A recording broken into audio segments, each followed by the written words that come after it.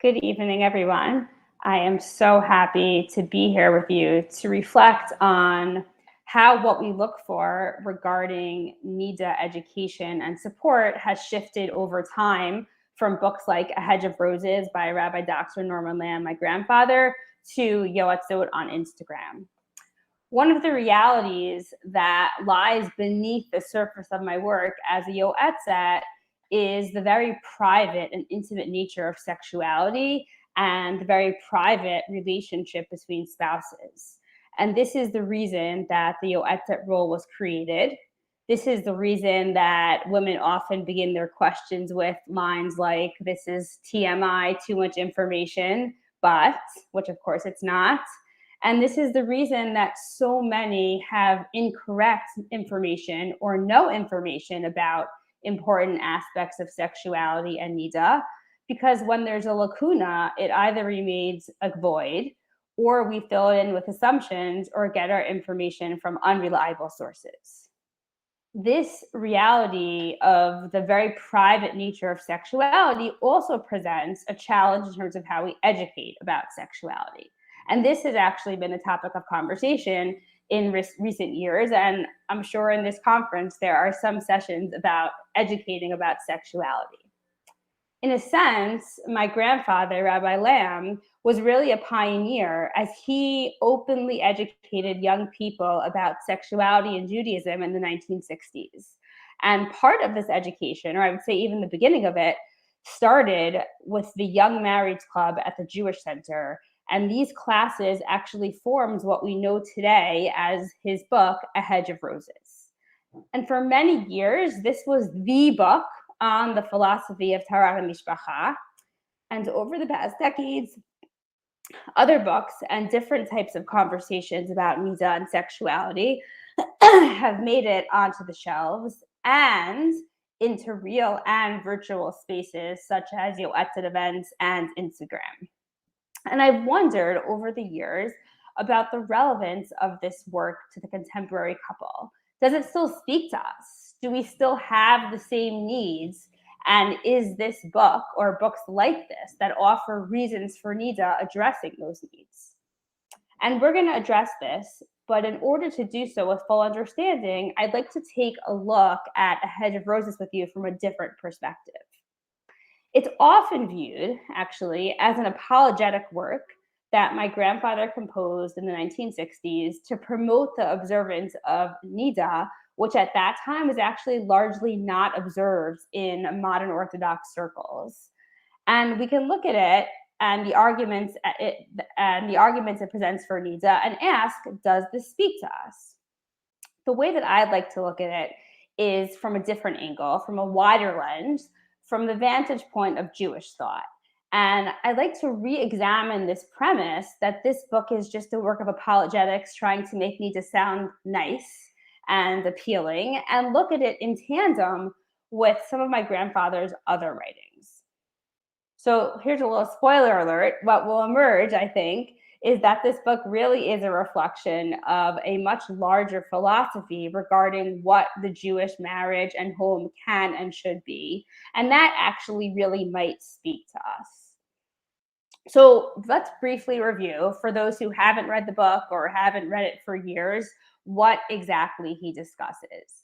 He basically defends the laws of Taharat HaMishpacha by presenting specific ways in which this observance of niddah can enhance the marriage, and by highlighting how niddah observance actually can ground the relationship in broader human and Jewish values that are important to us.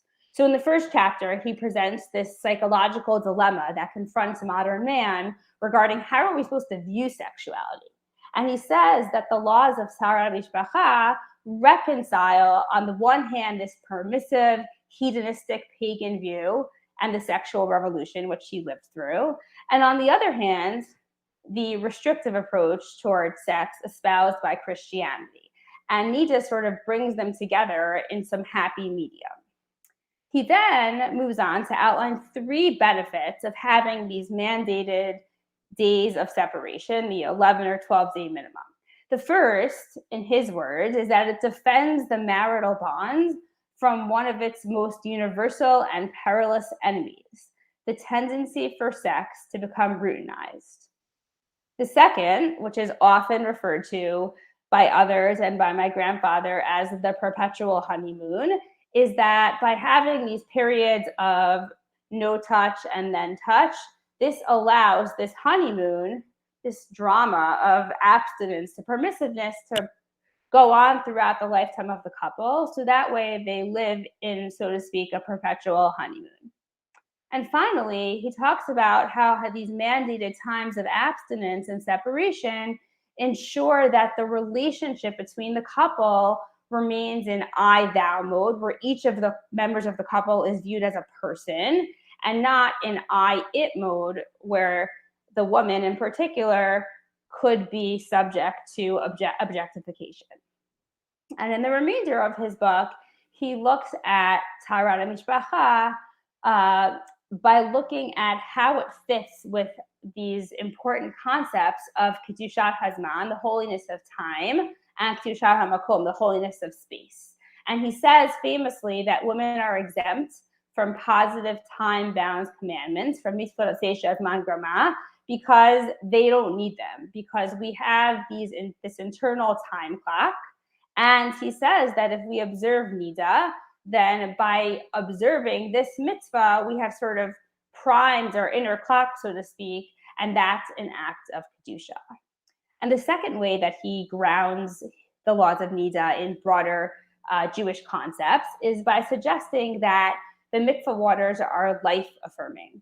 And Niddah is actually a cause for tuma, for ritual impurity, because there's a loss of potential life. This is something that Rav Soloveitchik and others talk about. And he basically says that the Jewish home, lived according to the noble code of the Jewish way, is a nursery of life's sanctity. So through observing Niddah, we are upholding the values of life, which is fundamental to Jewish thought. The linchpin of A Hedge of Roses, I think, is really found not in the book itself, but in his 1967 sermon, Love and Law, slide number 1, which was subsequently republished in his work, 70 Faces. And here he actually invokes the image of the Hedge of Roses, which is strikingly absent from the book. He actually does not mention the term A Hedge of Roses at all in the book itself. So slide number 1, he says, it's precisely because of Judaism's concern for the integrity of marriage and home that it legislates on such matters. In fact, the more important the subject, the more does Judaism hedge it about with laws. It is because marriage is so sacred and sexuality so sensitive that the Torah prefers to protect it by law rather than wax poetical about it romantically. So he suggests here that law is really necessary to guard relationships, and that relying on fickle emotions such as love to bolster those relationships is actually insufficient. So to test this thesis, I'd like to look at some of his writings and sermons on marriage and about other relationships as well. When combing through his writings, I found at least 5 ways in which he believes that the presence of law, of halacha, serves to protect the marital relationship. Slide number 2. In his sermon, Love and Law, that we just read from, he says, Jewish law creates the conditions under which love can flourish in human relationships, and under which people can live humanely with each other, even if they do not attain love. And here he quotes the Ramban Nachmani's interpretation of V'ahavta l'reacha kamocha, love your neighbor like yourself, which we'll discuss in a moment. And he actually quotes this many, many times in his writings. And he understands it to be an injunction to act lovingly, right? To act in a certain way toward our neighbors, as opposed to feel the emotions of love. He focuses very much on the action and not on the feeling. And he essentially believes, I think the underlying philosophy is that law and mandating action enters in to ensure that our actions are appropriate and that they promote a sustained and moral relationship, even when we don't feel love.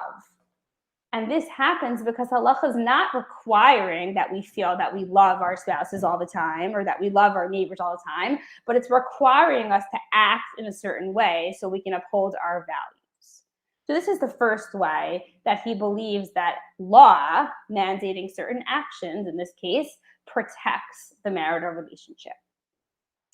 Building upon this, a second way that he suggests that law, that halacha, shields the marital bonds is that he believes that through legislating loving actions, not only can this make sure that we're acting the way that we would hope we would act, but it can actually achieve or restore our emotional relationship to our ideal. And this is very much in consonance with the principle of acharei ha'pe'ulot nimshachim halavavot, this idea that feelings and thoughts follow actions. So in his words, slide number 3, if I act lovingly, then a true love relationship will be built up. And after a while, it will not be mere role playing, but genuine. And this idea, I think, really dovetails with some of the specific benefits that we spoke about that he enumerates in the Hedge of Roses that can be accrued from observing these days of separation, specifically that it can help the sexual relationship to remain vibrant and allow for this perpetual honeymoon. In his words, slide number 4, the drama of love without sexual contact, followed by the loving union of a husband and wife. And that, I think, is really one of the benefits that couples do tend to feel, not everyone, but some people, from having this time off and then this time together. So far, we've seen 2 ways that he believes that law, halacha, protects marriage. Number 1, it ensures that couples treat each other appropriately, even if they don't feel it. And number 2, it can even facilitate this growth in our emotional relationship to its ideal. His focus on the primacy of action versus emotion is definitely noteworthy in light of the fact that he was sermonizing in the 1960s during this culture of free love. And you could say that this focus is really reactionary to what he was living through. But at the same time, the truth is that his writings are replete with many reflections garnered from his pastoral experience as a rabbi, talking with people. And he notes sometimes in a number of places this lack of seriousness and the romantic delusions with which people approach marriage. And he also shares that many people who he spoke to were not entering marriages with the forethought and the seriousness that the marital endeavor deserves because they were swept up with emotion. So I think this focus on action versus emotion isn't just reactionary, but I think it's fundamental to his beliefs and really garnered from his experience dealing with real people. Let's explore a third reason for why he thinks that halacha, law, can actually serve to protect our marriages. In A Hedge of Roses, he responds to the age-old question, which I've certainly discussed with high school students and kalot that I teach and people struggling with Niddah. And the question is, okay, I understand I'm not supposed to have intimate relations with my spouse when I'm Niddah, but can I just make my own laws? Like, can we ditch passing the salt? Can we do away with some of the other laws? So why can't I just make my own lines on the ground with my spouse and we won't break them? And he replies in the next slide, no voluntary separation can ever be as effective as one which is mutually accepted as religiously binding. It is this codified tradition, this obligatory law, that has bestowed the gift of stability upon the Jewish family.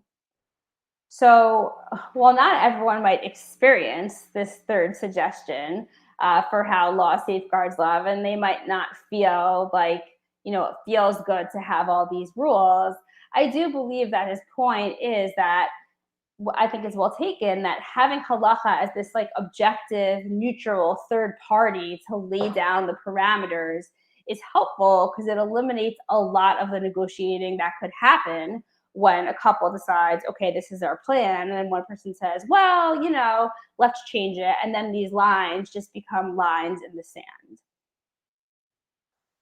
Finally, a fourth contribution of law, and in particular of the many intricate details of marriage and divorce, of which there are so many, is to remind the couple about the importance and the responsibility of the marital relationship.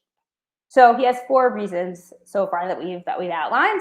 Number one, having these laws ensures appropriate interactions, even if we don't feel it. Number two, it can actually enhance our emotional connection and bring our loving relationship to their ideal. Number three, it ensures stability because we don't need these negotiations to take place. There's just a law and that's it. And number four, it reminds us about the seriousness of the marital relationship. So let's put that aside. And I want to look briefly at two examples where he discusses other types of relationships, not marriage.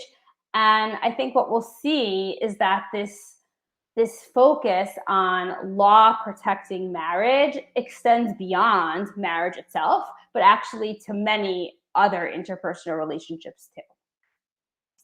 So in his sermon, Can I Love My Neighbor If I Hate Myself, which I think is a wonderful title, from Parshat Kedoshim in 1964, he presents this debate between Rabbi Akiva and Ben Azai with regards to what is the most central principle in the Torah.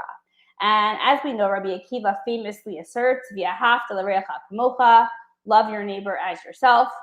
That's the most important principle. And Ben Azai says, no, that's wrong. Bidmut Elokim asa oto, zeh klal gadol mizeh. Ben Azai says that the principle of all men are created in the image of God is a greater principle than this. And next slide, he explains the position of Ben Azai as follows. For were we to rely only on love thy neighbor as thyself, then a man might say, well, since I've been disgraced, let my fellow man be disgraced with me, right? Since I'm accursed, let my fellow man be accursed. So what he's saying is that our emotions about ourselves are way too flighty and fickle to guide our interpersonal interactions. Loving a neighbor as one loves himself, which is the position of Rabbi Akiva, is therefore a completely unstable criteria for mandating interpersonal behavior because it often changes. We feel differently about ourselves all the time. So what he does, very insightfully, is he interprets Ben Azai's position to be making a fundamental statement about how we need to operate interpersonally and what should guide our interpersonal interactions. And what he's saying is that our actions have to be guided by fixed principles. All men are created in the image of God, not love thy neighbor as thy love thyself today. It needs to be guided by some principle that can weather all emotional storms, which is certainly not an emotion like love. So that's example number one, where we see him extending this idea of law protecting relationships as opposed to emotions. A second example of the expansivity of this belief that law really protects all interactions appears in his sermon from Parshat Korach from 1961 called The Makings of a Man. And in discussing Korach's rebellion, next slide, he suggests that both rebelliousness and conformism are actually necessary personality traits. And he kind of does this in his analysis of Korach. So with regards to rebelliousness, he writes, rebellion implies the protest against stagnation, the promise of discovery, the quest for something new and more wholesome. Without the element of rebelliousness, the soul ceases to speak, the spirit is somber and silent as a cemetery. So rebellion really is important because that's how we encounter new things, that's how we discover new things, that's how we recreate ourselves, and that's really important. On the other hand, next slide, regarding conformism, which means sticking to the rules and following what other people do, he writes, without conformism, there can be no love. For in love, the two lovers must conform to each other's wishes, needs, and demands. The conformist by restraining his will, allows law to operate and order to prevail. Without conformism, then there could be neither society nor government. I won't make any political statements here, nor halacha, nor traffic regulation. So he really sees that we need to balance both of these extremes out. Not only does he suggest that conformism is a prerequisite for functional relationships, though, but that it's necessary for the prevalence of order in society. Here he's talking about government, society, and everything else. And that there's a place for rebelliousness, for a person to act based on passion, but that alone creates chaos. Conformism, fidelity to fixed laws, which sometimes does entail quashing our own feelings, is critical, though, for marriage and for other relationships and for the preservation of order in society at large. So we've elaborated so far upon his thesis statement that he makes in Love and Law, that law protects relationships, and we've sort of pulled out 4 different ways. We've seen an example of how law protects other relationships in his sermon about Ben Azai and Rabbi Akiva at B'dmut Elokim Asa'uto. And we've seen an example in his sermon about Korach about how conforming to law, balanced with rebellion, of course, protects not only marriage and not only relationships, but also society. The common thread that really runs throughout is that emotion has 2 sides to it. On the one hand, it can create really deep and powerful relationships, but it can also destroy if it's not balanced by law. Next slide, he says, without law, love conquers all, but also destroys all, including itself. And this is really true on all 3 levels of relationships: the marital relationship, other interpersonal relationships, and society at large. So let's return to where we began. Okay, we started with 2 questions. Can A Hedge of Roses still speak to us today? Like, how many of us have even read it? Is it just something that's on our parents' bookshelves or that we've seen in the library? And number 2, not can it speak to us, but does it speak to us? How have things changed over the past 60 years since he wrote it regarding what we are looking for in terms of halachic support when it comes to Niddah? So to address the first question, can it speak to us? I think at the very least, from the vantage point of a Jewish thought perspective, it can. Viewed in the context of his canon, what emerges is that A Hedge of Roses is not really just the book about Niddah, but it's really a meditation on the supreme value of relationships in Jewish thought. And the import that halacha ascribes to marriage demands extensive detail and safeguarding of this particularly sacred and vulnerable relationship. So in that sense, I think that it very much can speak to us because it underscores the extreme importance of marriage, which I think is something that we can relate to. The second question is, though, does it speak to us? And I think here there's most definitely been a shift in what we are looking for in terms of education about Niddah and sexuality, and education about interrelated topics and support. And I'll make 3 observations here. So first of all, I think there's been a massive uptick in Niddah observance, at least in the Orthodox community, defined broadly. In the 1960s, when this was written, it was authored because people were not observing Niddah in large swaths of the Jewish community. And I'll leave it to the historians and the sociologists, or to when I retire, to study this shift, which I think will be fascinating. But now, I think, since more people are committed to Niddah, the necessity for works that persuade us to observe it, I think, is different. Perhaps we don't need works that are trying to convince us to observe Niddah or to make it sound really appealing. Now, of course, finding meaning in our observance is something that transcends historical realities. Man's search for meaning in all realms of life is a perennial desire. So I wouldn't say these types of works have no place, and everyone's different, but I think they're less critical when it comes to Niddah.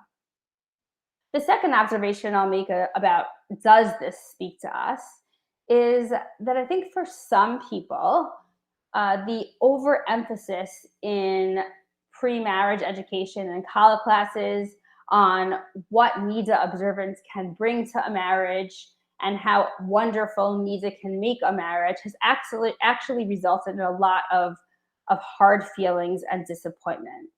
Because when we educate that Niddah observance automatically yields honeymoon-esque marriages for the rest of our lives, and that's not balanced with a pretty large dose of reality and realism, we do a disservice to promoting observance and to promoting positive feelings about observance when people enter marriages in real life and realize, wow, this is kind of hard, or very hard, or extremely hard. And I hear from women about this really all the time.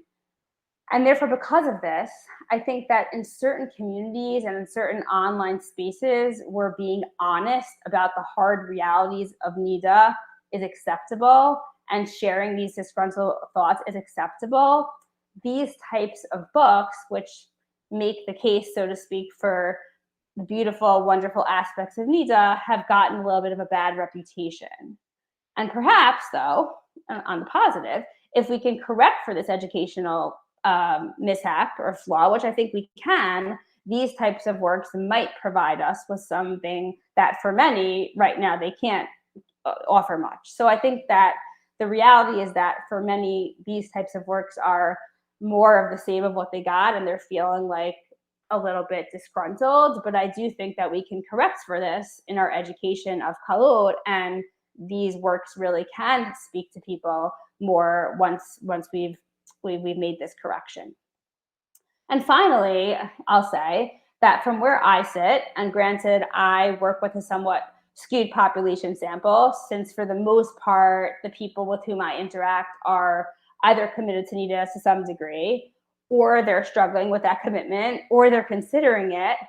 What women are looking for is less so, Tova, can you inspire me to love Niddah, but rather, Tova, can you support me in this observance and in being a Niddah observant woman with all the emotional and physical and marital intersections with Niddah? And this perhaps indicated by, but also is the reason for communities conducting conversations, often led by Yoatzot, about Niddah and about women's health. And this is why I think Yoatzot have moved onto Facebook and onto Instagram, which really provides unprecedented opportunities to build real and virtual communities to talk about Niddah.